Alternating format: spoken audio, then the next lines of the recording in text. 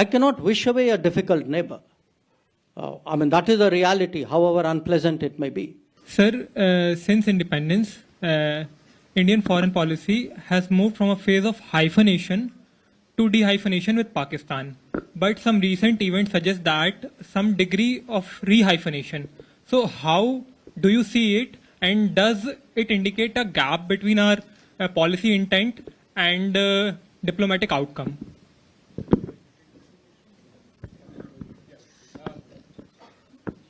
Yeah, Chetan, you were going to ask a question. Some other Chetan intervened. Thank you, Professor Mattu. Thank you, Minister, for your very insightful speech. I am Chetan Rana. I'm a final year PhD student working on foreign policy of populists. My question is, like you emphasize a lot on neighborhood in your speech, right? And you talked about how the world today is very complex, but India's neighborhood has been a challenge from times of Nehru to today, right? The nature or the forms of those challenges have changed, but it has been a challenge.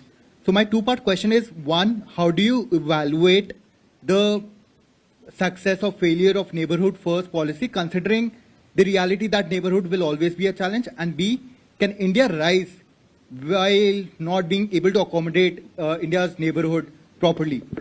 Look, the first question about hyphenation. Now, we have multiple neighbors. Some are clearly better than others. And the hyphenation normally happens with a neighbor who's not so nice. Now, you have to understand, when we say dehyphenation, that means it's our objective and our approach that decisions made by third countries about us are not made keeping that relationship as the lens or as the factor of calculation or factor of primary calculation. Now, that doesn't necessarily mean that they would accommodate us. I think you will always see attempts, to balance us off, or if there is a situation, to use that situation for their own ends. That is the competitive nature of international politics. From our perspective, the best way of dehyphenation is frankly to outstrip the other party in terms of power and capability. And today, I can tell you as a person who travels, meets people, I've just come from a UN session. The kind of equivalence that I would hear when I joined the Foreign Service, when I left JNU and entered the Foreign Service in the 1970s, Ambassador Sybil would vouch for a decade before that. Nobody talks like that anymore, So I cannot wish away a difficult neighbor. That is the reality, however unpleasant it may be. But what I have to do is to make myself impactful enough and in a way attractive enough that the relationship is primarily one which is based on my own capabilities and my virtues and my contributions. And I think that is broadly happening. So the neighboring case will keep trying, in a way to intrude into that conversation and try to carve out a place for themselves. In a way, extrapolating on that for the neighborhood first. Look, neighborhood first, first of all, let me say one thing. If you ask any country in the world, including any big country, neighbors are always challenging because they are neighbors. That there will be, issues with neighbors which you will not have with countries who are one layer or more removed. So it's not as though India has problematic neighbors. Every country has problematic neighbors. Every big country has more problematic neighbors. Now, when you have a policy, the purpose of a policy is not to solve a problem. The purpose of a policy is to manage relationships to your national advantage.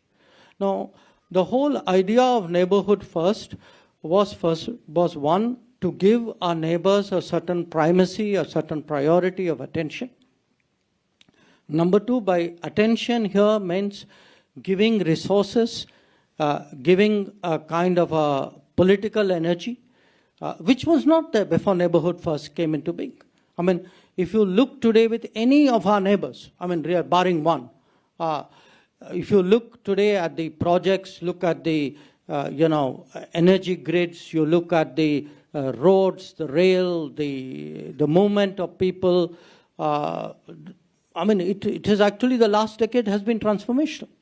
Now, the thinking behind neighborhood first is if you create enough of a basis for cooperation in which both parties have an interest, that then serves as a stabilizing factor. So even when you have change, even when you have a great disruption, there are countervailing stabilizing factors which address that. And I would argue that in many cases, the changes that we have seen in the last few years, the consequences would have been much sharper had actually this cooperative basis and the infrastructure mostly underwritten by India had not been there. And your point about accommodating neighbors, yes, we do try to accommodate neighbors. In fact, we do more than accommodate neighbors. If you look at the kind of support we extended to Sri Lanka during its economic crisis, or the kind of support we give even today to the Maldives, or what we did during COVID, or the kind of fuel and fertilizer supplies that we gave after the Ukraine conflict started. So we have gone, as my remarks I said, we need to become the go-to country because we are the largest, we are the common neighbor to the entire region. But that doesn't prove, it against other, interests that they may have, positions they may take. So we can accommodate them to the extent our national interest allows them to do so. Where our national interest requires otherwise, we have to deal with that as well.